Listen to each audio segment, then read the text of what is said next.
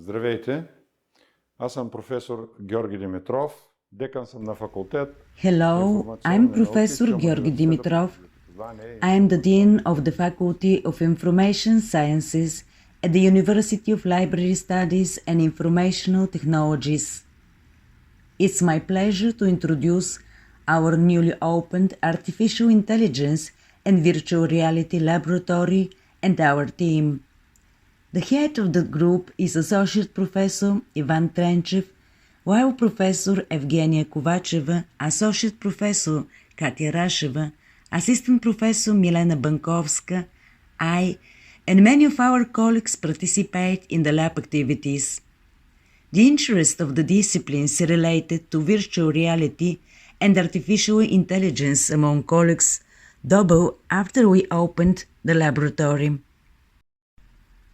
In 2016, on the initiative of Professor Stoyan Denchev, the first devices based on brain-computer interface or BCI technology were purchased. This technology is used to receive the human brain waves, and then, through this technology, the received data is transmitted to the device and saved in the computer. Then the waves can be processed and analyzed for scientific purpose. Our first device was 14-channel. Of course, with the time everything gets old, and this year, thanks to the famous Bulgarian entrepreneur Georgi Gergov, as part of the equipment of the Laboratory of Artificial Intelligence and Virtual Reality, the new device for processing and analyzing brain waves was purchased, which is KT88, that means 24-channel device. It has extremely rich possibilities. What we are doing in our university based on the possibilities is the following. First, we started with the analysis and classification of brain waves, and our goal was to control the various devices using thought commands. And there are many applications of this extremely modern technology. For example, for people with limited mobility, they can turn devices on and off remotely. Recently, our research has concentrated on the modern topic of cybersecurity. We are trying to create a prototype security management system to precisely lock and unlock information systems based on the analysis of human brain waves. There are enough low-cost devices that can be used. We are still doing research and not offering a final product, rather we are prototyping one. To visualize, for example, a person, imagine some code 1, 2, 3, 8, 9, and without speaking or writing, simply with a device placed on the head, the system can be unlocked or locked, or the system can continue to work while the person who has this unique brain imprint is related to. So the defense is pretty good. We have done the latest research within the Security and Defense project, and the project The Future is in applied artificial intelligence. These are interdisciplinary studies and the analysis and classification of data that can be done with such devices opens up many opportunities in the world of both information and security and in the world of artificial intelligence, as well as to help people with specific needs. And this is a huge field of expression. The Faculty of Information Sciences is part of the University of Library Studies and Informational Technologies, as has significant experience and recognition in the field of educational services. We provide a variety of educational programs, including bachelor's, master's, and doctoral degrees related to informatics, computer science, and national security. Our faculty trains students and doctoral students in two professional fields, informatics and computer science, and national security.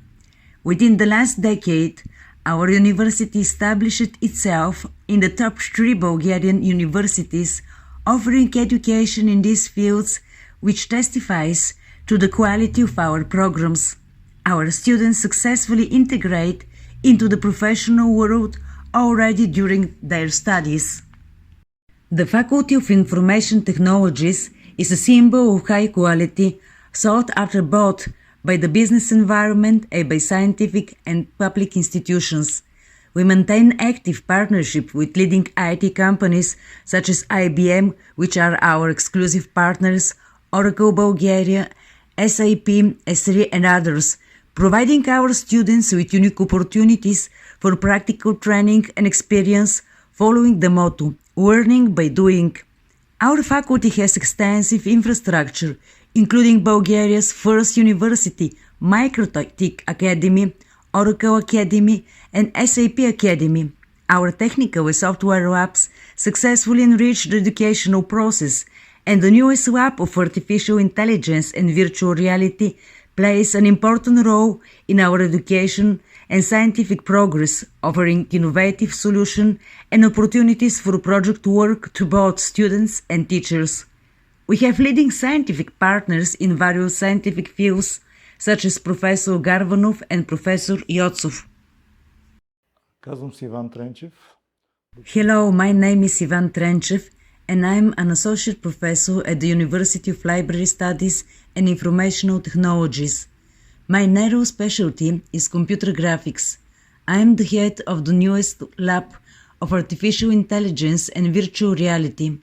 The motto of our laboratory is "Come to us to create the future." And right now, in this lab, we are creating the future. We are one of the academic partners of Epic Games and Cinch Autodesk. Our students can use free 3D models from Epic Games, but also for free use software like Autodesk, 3D Studio, Maya, etc. The main version it is currently working with is Andrew Engine, as it works with 5.1 and 5.2, as 5.3 is quite new for a few weeks and requires additional resources. What our students learn is how to be creative, such as creating different computer games, but we show them that the computer game is not an end in itself, but it can be used for many things. For example, for creating architecture, creating 3D models, and creating special effects in cinema. Another thing we have put in this course is the connection of Andrew Engine with other computer programs such as DaVinci Resolve, 3D Studio Max, Maya, and Blender, trying to make it a compact course. The idea is to build a foundation for students and give them more independent work.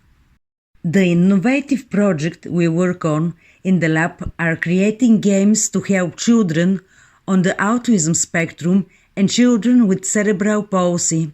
And thus by putting a child in virtual reality, we try to give them sound commands. Since most of these children cannot speak, we stimulate them through the technologies used. Another project of us is the use of virtual reality in the field of drug design. My first PhD is in bioinformatics. Currently, we are building an expert computer system using virtual reality and software that uses quantum mechanics to process the medicine. Then we are training some of the languages models like ChatGPT. The idea is to visualize that the user is looking for with voice commands. So far we are at the level of a conceptual model which we shared in a scientific journal, and the reaction from the editors was that this technology is very new and futuristic, but we will continue. As an example, I will give one of my doctoral students who defended his thesis a year and a half ago, and we used molecular mechanics in our research, but it was not very accurate, so we switched to molecular quantum mechanics.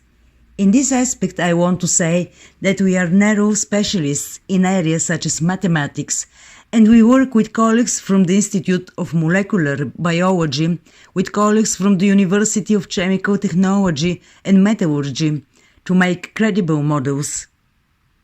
We have recently completed a project led by the rector of our university, Professor Peteva, and created models of the ancient city of Skaptupara near Blagoevgrad. Our goal, due to the limited funds, is not to seek historical accuracy, but to use it as part of teaching students how to make models. We use 3D models provided by Epic Games for free for learning purposes. We have purchased 2 HTC VRs for the lab, and the good news is that Epic Games express a willingness to fund our lab next year. The new lab is especially attractive to students, and they always stay after classes to develop their skills. The good thing and advantage is that we can train them to practically apply their knowledge using the computer graphic design. And the future trends in the lab are to expand the technical and software educational environment. My name is Evgenia Kovacheva. I am a professor at the University of Library Studies and Informational Technologies. In recent years at our university, we have been trying to digitalize a large part of the cultural heritage in the areas where the university works. And this is a hologram of a fountain in the ancient city of Plovdiv. We have objects from the Bachkovo monastery, Tsari Mali town, from the regions of Sakar, Bulyarovo, Malko Tarnovo, and Elhovo. We present a variety of objects from our cultural heritage. At the university, we have 2 research areas: cultural heritage and social sciences, and information technology and national security. This gives us the opportunity to work on interdisciplinary projects and develop interdisciplinary activities that cover all 4 areas of the professional fields. We are currently working on several ongoing cultural heritage and digitalization projects. Our university also has a UNESCO department which is for library science, education and cultural and historical heritage. It was founded in 2012 and is one of the most active departments in Bulgaria in terms of cultural and historical heritage. Through our interdisciplinarity, we try to present and preserve this heritage.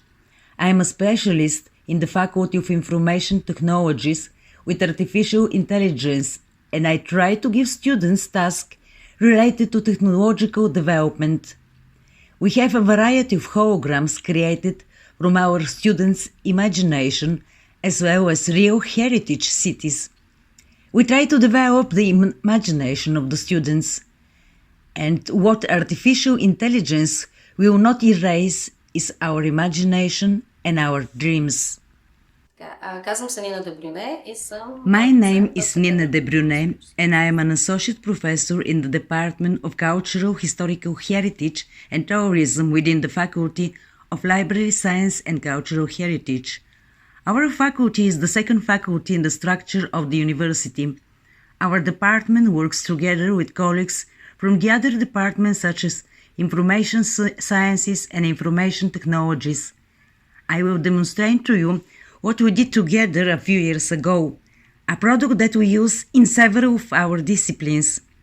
This is a virtual tour of Tsari Mali town, which has been one of the biggest tourist attraction in Bulgaria for the last decade, 10 years after it was opened and made a boom in the market of tourist and museum products in Bulgaria. In this virtual tour, we present the spatial layout of a museum complex that we use in the disciplines of museum work and tourism. Within our department, we have several disciplines that are related to cultural tourism, historical heritage, archival and documentary studies. And this product allows us to demonstrate to students different aspects of the study material. These technologies have a particularly great application for us, considering that with each subsequent generation, technology enters more and more into our lives. I am from Generation X, but my students are from Generation Z, and there is also a Generation Alpha coming, for which not only visualization but also the immersive experience is of particular importance, and therefore modern teaching must also include technologies such as virtual and augmented reality.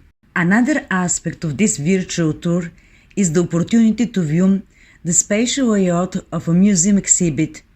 This is the internal exhibition in one of the two towers of the complex, and what is special about the exhibition is the partnership between a private and municipal museum, so it allows us to touch on the topic of public-private partnership in the field of cultural heritage, which is a challenge for Bulgaria. We have developed many lectures and practical courses on this topic. Another aspect is working with students to build a museum exhibit, looking at the spatial layout, at the artistic layout, at the information provision of an exhibition. It's important we can visualize it and give practical tasks to the students on how to arrange the museum exhibition according to their aesthetic perceptions, which on the one hand builds basic skills, but on the other hand help me and my colleagues to keep up with the times. Another topic we can touch on is the accessibility of cultural heritage. This is a very big problem because the traditional idea is that we have to go and see the museum on the spot. But nowadays, and especially after the COVID-19 pandemic, information technology is of great benefit to all those who cannot travel. Today, young people do not have these obstacles as we had 30 years ago. But on the other hand, the young generation is quite curious. They want to learn more, faster, so some interactive products actually allow the promotion of cultural heritage among a wider audience. Another topic that we will pay attention to during this virtual walk is the integration of cultural and natural heritage. Traditionally, cultural heritage and natural heritage have been considered separately, but in the last 20 years, at the beginning of the 21st century, there has been a paradigm shift regarding cultural heritage. More and more colleagues are united by the idea that natural and cultural heritage are connected. Through such a product, we can look at topics about the integration of the natural environment and cultural heritage, and we can reveal the connection between the natural environment and culture by answering some questions. Why specific culture sites are found in certain geographic areas? Why is the food of certain people like that? These are things that help to more fully perceive the cultural heritage. The main goal of all of us who deal with cultural heritage is its preservation, but the ultimate goal is not only preservation, but the transmission of these cultural values. Through immersive education or through an integrated experience, young people will be able to more easily perceive cultural values. That's what you see in the first stage of a long-term plan that we are implementing with colleagues from the Faculty of Information Sciences.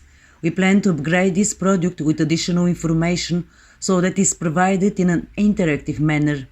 In each of these showcases, there are numerous small objects that are very interesting both from an historical and artistic point of view, but cannot be covered in their entirety. In the long term, what we plan for the visitor for the virtual museum is to be able to get additional information by clicking on the relevant object, as well as to make 3D reconstruction of each object. The upgrade of this project enables the construction of semantic networks. Semantic networks reveal many connections between different historical periods and between different cultures, demonstrating that cultural heritage is the glue of our society.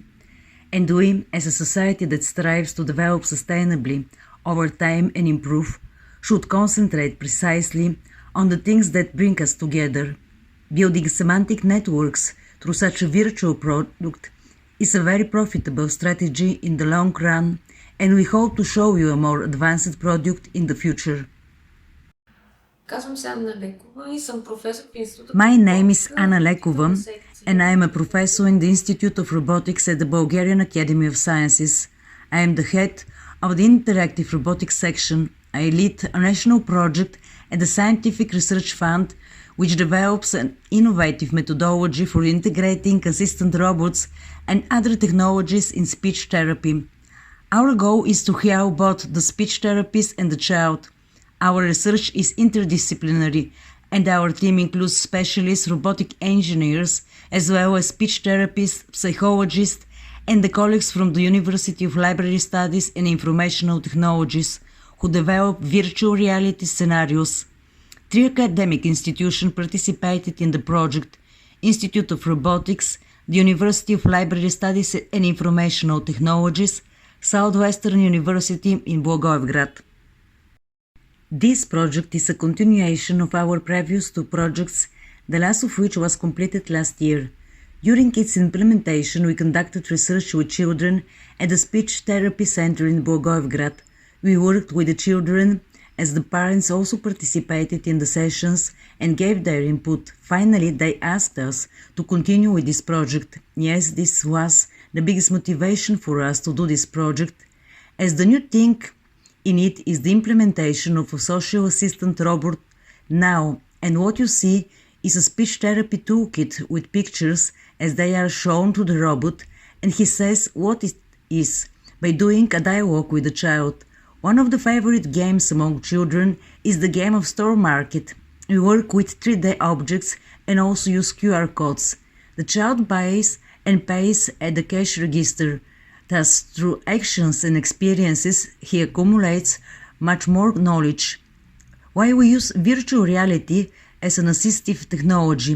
Imagine how children tell stories through pictures, but the robot cannot present them so emotionally, so we will develop some interactive scenarios in virtual reality so that the children can gain this experience through action and experiences. As the robot is very attractive to children, we believe that virtual reality will engage them even more by developing a 3D model of the robot itself, which the children already know.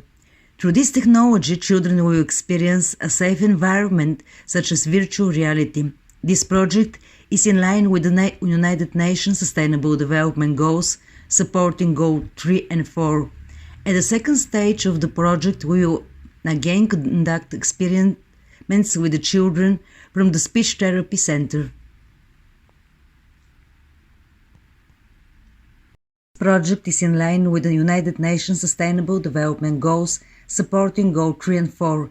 At the second stage of the project, we will again conduct experiments with the children from the Speech Therapy Center.